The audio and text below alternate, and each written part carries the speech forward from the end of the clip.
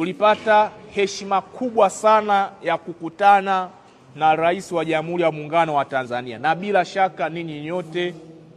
ama sehemu kubwa ya ninyi mmeona kikao kile katika mitandao ya kijamii.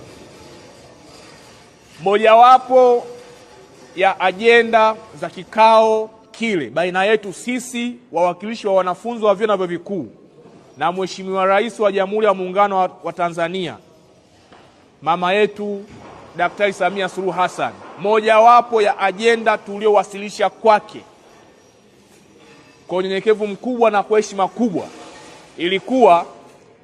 ni kilio cha wanafunzi wa vyuo na vyuo vikuu, baadhi yetu ama wengi wetu kushindwa kufanya mitihani yao kwa sababu ya kukosa ama kushindwa kulipa ada iliyokamilika. Mheshimiwa Rais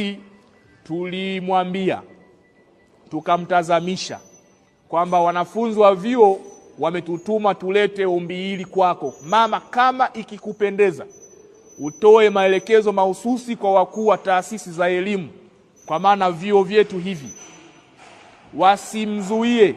mwanafunzi yoyote anayeshindwa kukamilisha ada yake kufanya mitihani yake. Na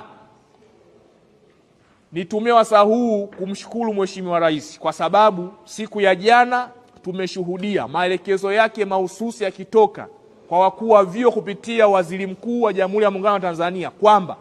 asitokee mwanafunzi yoyote ambaye atashindwa kufanya mitihani yake eti kisa hajakamilisha ada. Na sisi kwa heshima kubwa kama viongozi wa serikali za wanafunzi, heshima hiyo Daktari Samia Suluhu Hassan tutailinda na kuidumisha na